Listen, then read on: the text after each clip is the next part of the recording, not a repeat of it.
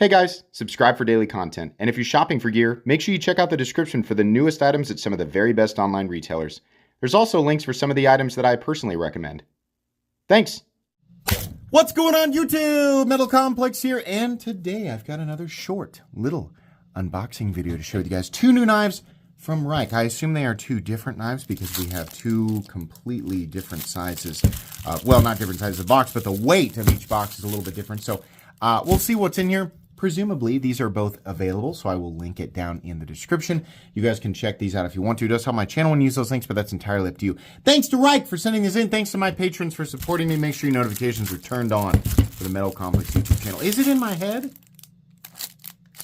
I don't know. Well, let's open this one. I feel like the other one is heavier. What do we have here? The Thor 7 Integral. Oh, I did not realize that you were sending me this. Yes. Okay. Here we go. New Thor 7. New Thor 7 drop. Cool. Now, this aesthetic is one, of polarizing.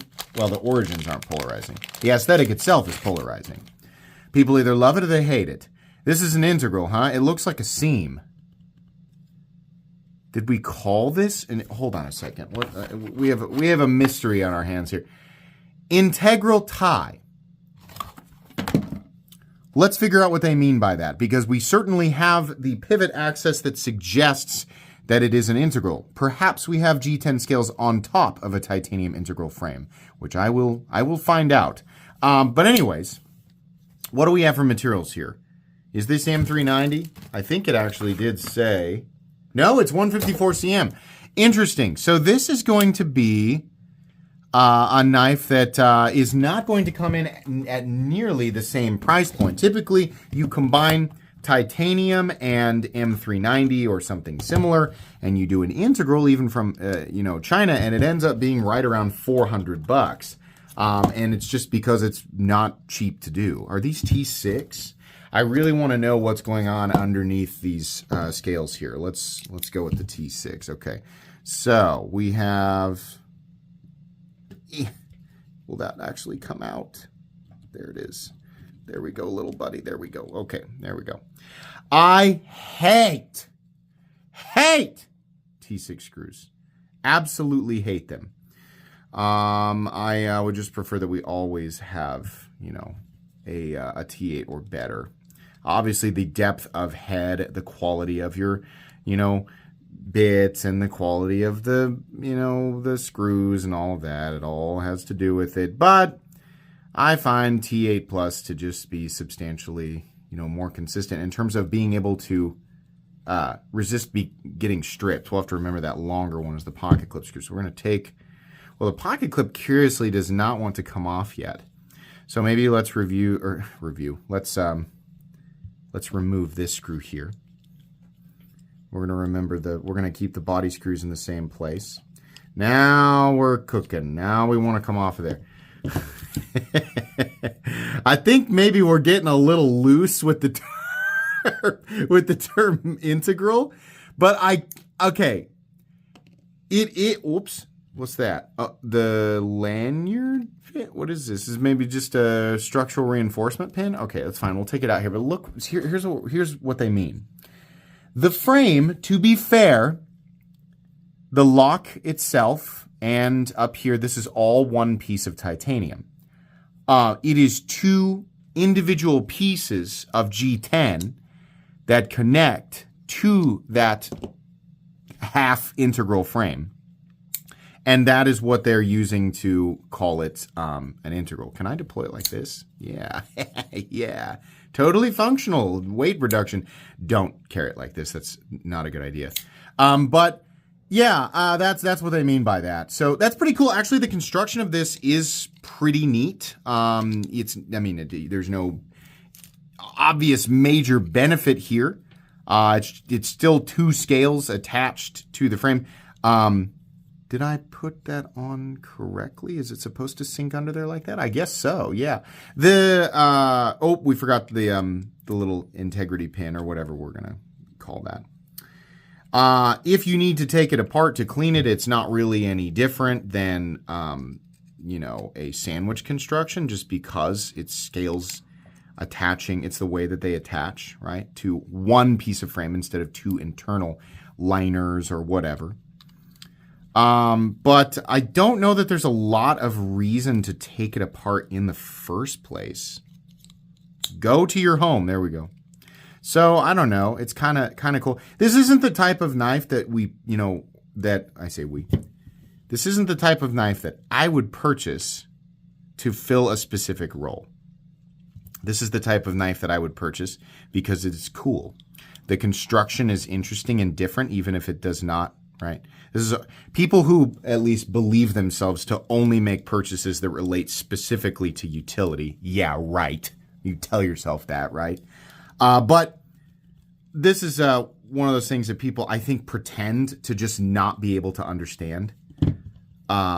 Why would anybody make a purchase or pay more for elements that do not relate specifically to utility?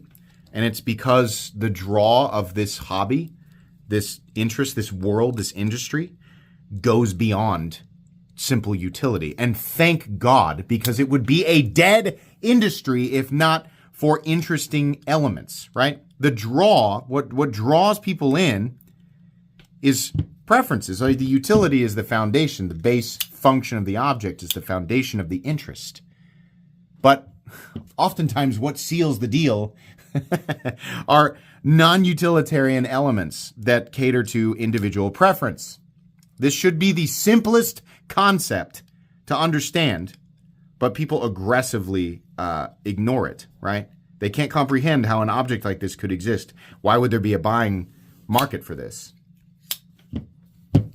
I mean, look at Cold Steel, Kershaw. Look at some of the most famous companies in history. I mean, all of them have examples of things that are outside. CRKTs. Look at, they all have knives that have elements that go far outside the realm of, basic utility. This came back together really, really well. Yeah, this is neat. So let's take a look at the other one. It's obviously going to be the same thing. Or perhaps it's a not. Perhaps the reason this one feels heavier is because it is all titanium. Who knows? We'll open it up and take a look. Come on now. Or is it just going to be... see, I know things. All titanium. This is going to be the more expensive one. Oh, you are a solid integral. Yes. Okay. So, and this guy is probably... Oh, this is S90V. Interesting.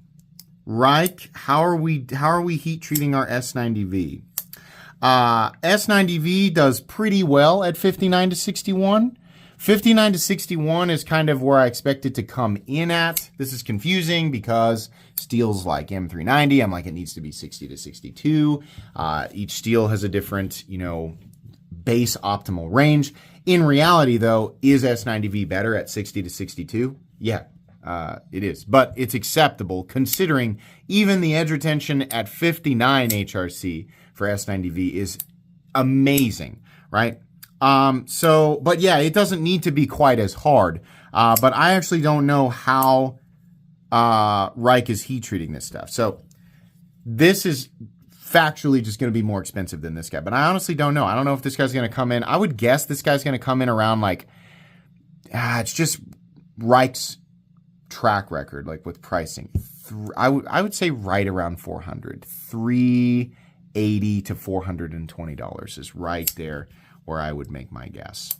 So what are we looking at here? Well, it's already been long enough. I'll give you guys a quick measurement.